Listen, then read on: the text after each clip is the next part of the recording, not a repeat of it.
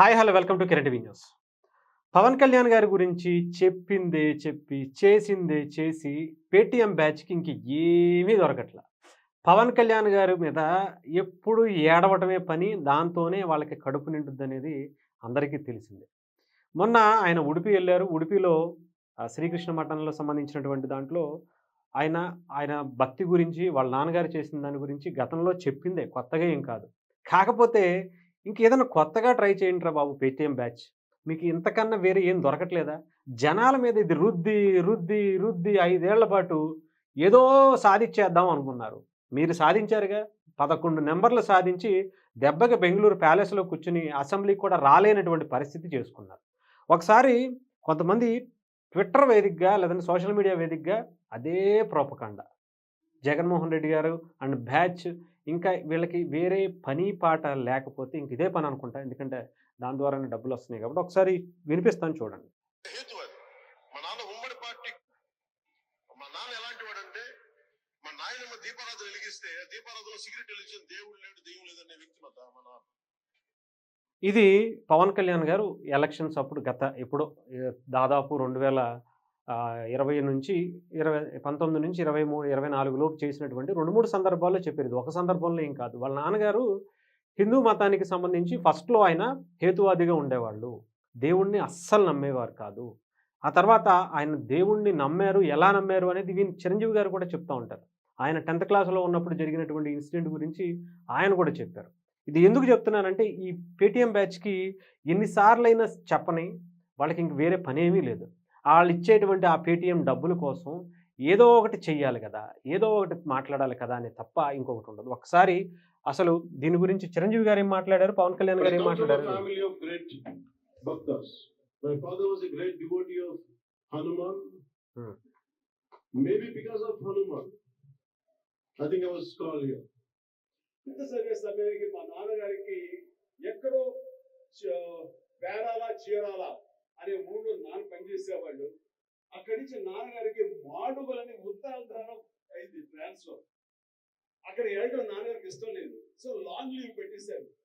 ఆయన 3 months లో చాలా దిగాలు పడిపోయేవారు, ఒక డిప్రెషన్ గురయ్యేవారు. నాన్న చూస్తే చాలా బాధ అనిపించేది.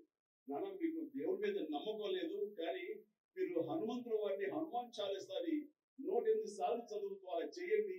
విత్ ఇన్ నో టైం మీరు అనుకున్న చోట మీకు ట్రాన్స్ఫర్ జరుగుతుంది అని చెప్పేసి 15 ఏళ్ల కుర్రవాడిగా 10th క్లాస్ లో నాన్నకి చెప్తే ఆయన వింటారా వినరో, ఆయన పెద్ద దేవుడి మీద భక్తి లేదు అని కొంచెం టెన్షన్ గా అవునంటావా, జరుగుతుందా, చేద్దామా, చేయనా అంటే అప్పటికప్పుడు హనుమాన్ చాలీసా నేనే కాగితం రాసేసి నాన్నకి అంచాను. నాన్న 2, 3 సార్లు చదివారు. ఆ తర్వాత 108 సార్లు ఆయనకి చిట్టి గారెలు ఆయన మెడలో వేసి 108 గారెల్ని ఆ తర్వాత మార్నింగ్ నుంచి ఈవినింగ్ మధ్యాహ్నం వరకు అయిపోయింది. అలా చదివేవాడు. నమ్మండి నమ్మకపోండి, నెల రోజుల లోపల ఆయనకి మళ్ళీ ఏ ఊరైతే కోరుతారో ఆ ఊరికి ట్రాన్స్ఫర్ అయిపోయేసరికి నాన్నకి విపరీతం నమ్మకం ఏర్పడిపోయింది. చెప్తుంటారు, నాకు గురువు ఎవరో కాదు, హనుమంతుని పరిచయం చేసిన గురువు మా పెద్ద అబ్బాయి మా శంకర్ బాబు. ఇది చిరంజీవి గారికి సంబంధించి చిరంజీవి గారు, పవన్ కళ్యాణ్ గారు తండ్రి వెంకట్రావు గారి గురించి చెప్పింది. మొన్న కూడా అదే చెప్పారు. రాముడికి విపరీతమైనటువంటి భక్తుడు, హనుమంతుడికి విపరీతమైనటువంటి భక్తుడు మా నాన్నగారు అని చెప్పిన దాన్ని మళ్ళీ గతంలో ఆయన హేతువాది అన్నారు గదా! సిగరెట్లు కాల్చేవాళ్ళు అన్నారు గదా! ఇప్పుడేంటి మళ్ళీ మార్చేశారు. ఇంకా ఏదన్నా కొత్తగా మార్చండి. కంటెంటు లేదంటే మీరు చేసేటువంటి ఆ ప్రోపకండా ఉంటది చూసారా? ఏదన్నా కొత్తగా ట్రై చేయండి. ఎంతసేపు ఇదే కాదు. పాత చింతకాయ పచ్చడి అన్నట్టుగా ఇదే ప్రోపగండా చేసే బదులు ఏదైనా కొత్తగా ట్రై చేయండి. ఎందుకంటే ఏం దొరకవు మీకు.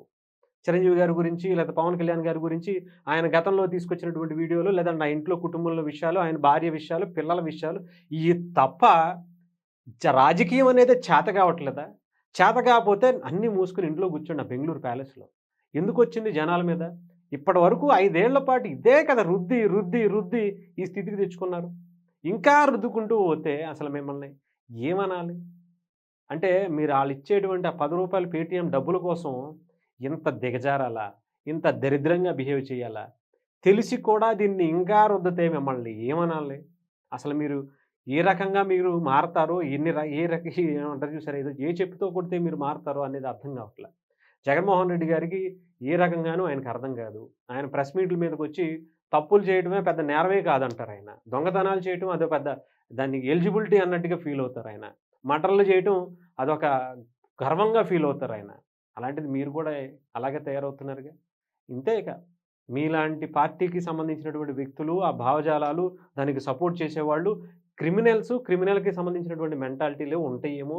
ఇదే ప్రోపకండా మిగతా వాళ్ళకి రేపు జనరేషన్ కూడా అలవాటు చేసేస్తారేమో అని ఆలోచించుకుంటేనే భయంగా ఉంది.